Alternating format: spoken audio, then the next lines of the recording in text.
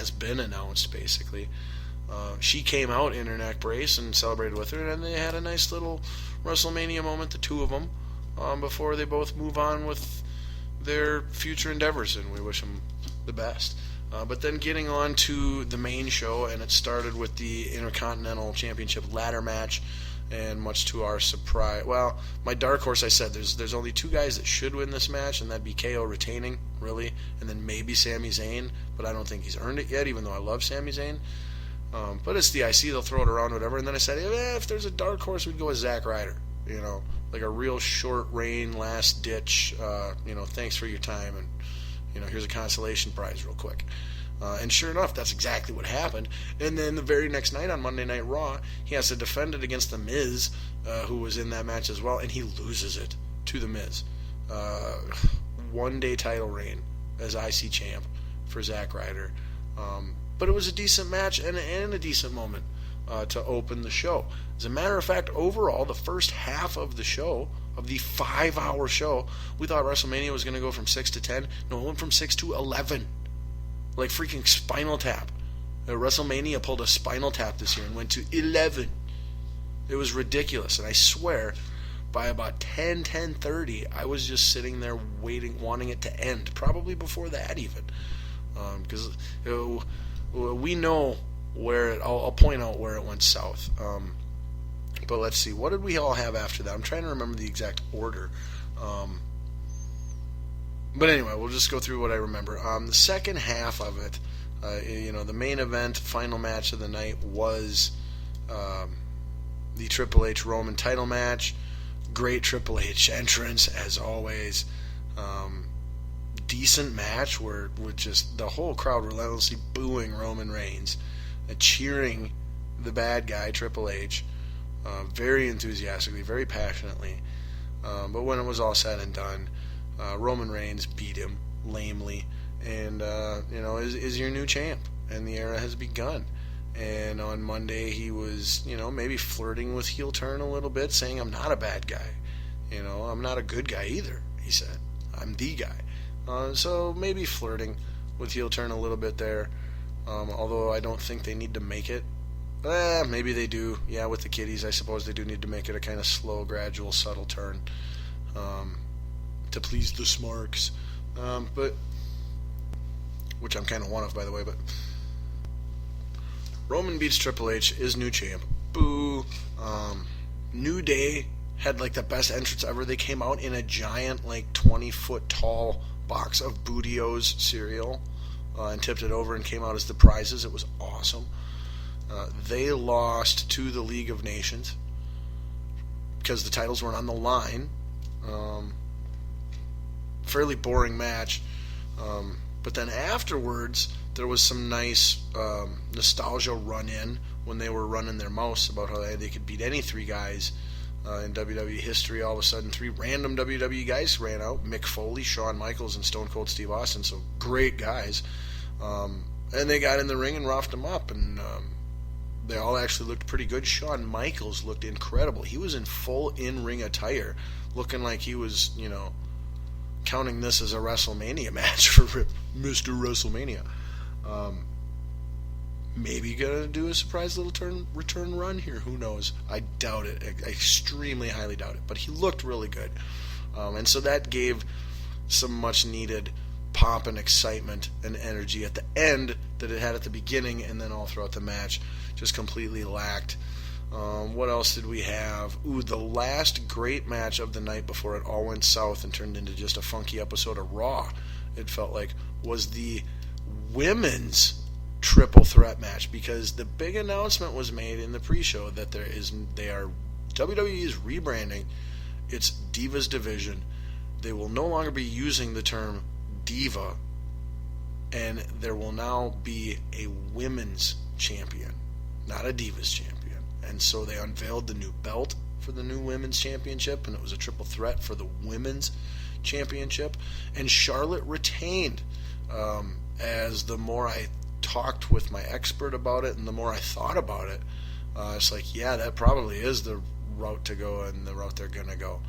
And that's in fact what happened. Charlotte retained. They're holding off Sasha's run here for a while. Becky is the jobber. She had a nice shiner that she was showing off on Monday Night Raw for it. And it was a really, really great match. Not like the best Divas match I've ever seen ever, but it was a really good match. Really good match. What else did we have? The Dean Brock street fight. Yeah, it was really one-sided, all Brock, and it was really short. It only lasted like 12, 13 minutes, the whole entire segment. So the fight probably only lasted like 8 minutes.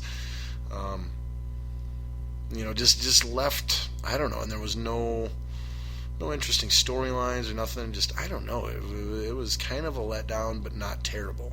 You know what I mean? What else happened? Right before the main event, The Rock came out and pissed 30 minutes away.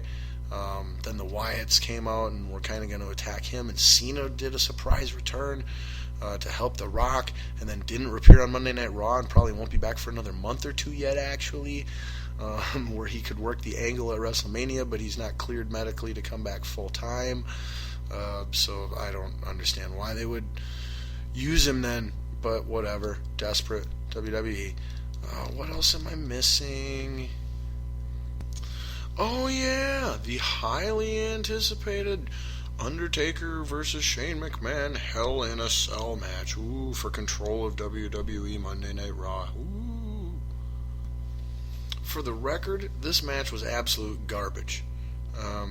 Not to say there weren't things that you could take away from it that were positive and enjoyable. But if you're judging it unbiasedly from a wrestling performance, this match was boring and crap. It was just punch, punch, kick, kick, grab and shove, punch, punch, grab and shove, kick, kick, punch, punch, grab and shove, grab, grab, punch, punch. It was, oh my gosh, it was awful just watching two boring old men pretend to fight each other. It was awful. The crowd was extremely hot and provided a lot of energy and was one of the only things that made it bearable. And then, of course, the highlight, when what everybody with a brain knew was going to happen when they booked this match happened. Shane jumped off of the top of the Hell in a Cell and came crashing down onto a table where he failed, where an Undertaker got out of the way of the elbow drop. And then Undertaker drug him back into the ring, tombstoned him, and that was it. It was over. And it was, oh my gosh, it was so boring. It was so bad. Anybody who thinks that match was awesome is dumb, okay? Just because it had one cool moment doesn't mean that it was a good match, okay? Not even close. And the moment, like I said, it was so predictable, and we've seen it before. Not exactly, but basically we've seen it before. And it just, it was his take on an old famous moment involving Mankind, Mick Foley. But it was awful, okay? Taker versus Shane McMahon was awful. Oh yeah, and we did have one more yet too that I just remembered. The Andre the Giant Memorial Battle Royal. How could I possibly forget that epic annual match? Now on its third year at the Show of Shows. And it was, in fact, won by exactly who I said was going to win it. Someone who wasn't one of the original 4 people named. Most of them were special old-timer guests, like DDP. Shaq was in it. Shaq appeared in it. That was cool. But the winner was NXT call-up and debut Baron Corbin. Not a big surprise. I'm not a huge fan of Baron Corbin, but I had no problem with the decision or anything like that. And the match worked. The match was entertaining. It wasn't too bad. It wasn't great by any means. It's still a, pointless battle royal featuring pretty much nothing but jobbers, glorified jobbers. But I've seen worse. One final bit on WrestleMania before I wrap up Pro Wrestling Talk. My initial take, because as you know, me and my expert have been doing an in-depth, accurate rating of all WrestleManias, all 32 now, that have ever happened. And when we're done with that list, we will present it to you. But we haven't rated this most recent one. We need to watch it again in its entirety. But our initial responses were pretty much the same. And the feeling right now is it's somewhere going to be between, we rate on a 5-star scale, and we'll incorporate half stars or even quarter stars if we have to. This pay-per-view is going to be somewhere between 2 stars and 3.5. There's no way it could be better than 3.5, and I think it might be tough to give it a 3-star. It's more like a 2.5 star pay-per-view out of a possible 5 stars. We haven't done either of the last two WrestleManias yet either, but I'm fairly confident that those are both, solid 4s out of 5s. So this was a major step down, and the worst part was I had low expectations going into WrestleMania, and through the first 2 hours of the actual real show's matches, I was very pleasantly surprised and pleased, and I thought it had potential to be a solid 4-star show maybe when it was all said and done, even 4.5 stars possibly.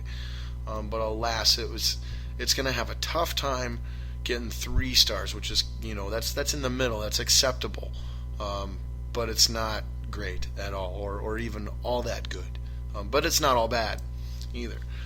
Now, closing up with WWE talk, on Monday Night Raw we saw a lot of NXT call-ups, which was cool to an extent. We didn't get Bayley, and we didn't get Finn Balor, and we didn't get Samoa Joe. All the big ones that we want and are waiting for. But we got a lot of the other ones. We got Enzo and Big Cass in the tag division, which was freaking, oh my gosh, it's so awesome. They're a godsend. They can give New Day a run for their money, actually, on the mics. So that's going to be fantastic to see those two cutting promos going head. Oh my gosh, that's going to be amazing, those two cutting head-to-head promos. Can't wait. Who else did we have coming up? I don't know. We had some other NXT come-ups too. But I got to get moving on with the show. Lucha Underground tonight, closing out Pro Wrestling Talk. They had started their Trios tournament and had a title match between Phoenix and Dario Cueto's brother. I forget his name right now. Current champ.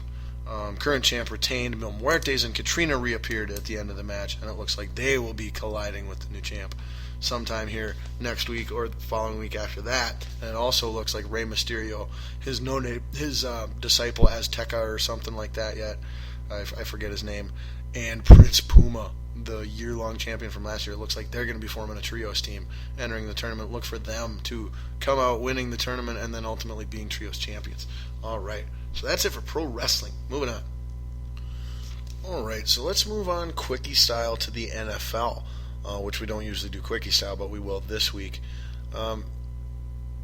There's a trade that's about to go down, still working out the kinks, but it looks like the Denver Broncos are going to be making a trade with the San Francisco 49ers for Colin Kaepernick. This has huge draft implications. If this trade goes down, you can guarantee that the 49ers will take a quarterback at number 7 or wherever they end up picking should they trade from that spot in the first round of the draft. If this trade does not go down, you can guarantee that the Broncos are going to do everything within their power to use their 31st pick, whether it be staying put or trading up, to acquire the third-ranked quarterback on the board, Paxton Lynch, who just had his pro day. However, if they do acquire Kaepernick, then maybe they still look to draft Paxton Lynch, but only if it's at 31 or in a trade down, or maybe they look then in the second, third, and fourth rounds of the draft to get a young quarterback in there to compete with Mark Sanchez, who's their quarterback right now, and Colin Kaepernick. And that's why, had they not signed Sanchez already too, then I wouldn't think that the Kaepernick signing would make that big of a difference for the Broncos' draft needs. But knowing that they're paying 2 veteran quarterbacks, I don't think then you use your first-round pick if you're the defending Super Bowl champions who lost pieces both offensively and defensively from a defense that won you that Super Bowl. I don't think then they're looking so much at Paxton Lynch. So draft implications for both teams here involved, and it'll be interesting to see how it plays out. I personally think that if Kaepernick was going to go anywhere and have a chance to maybe be turned around, someone like an Elway could certainly do it. I mean, a running, mobile, strong-armed quarterback, He might be able to get through to Kaepernick, and if he could, Kaepernick's a guy that just a year or two ago, a couple years ago, 2-3 years ago,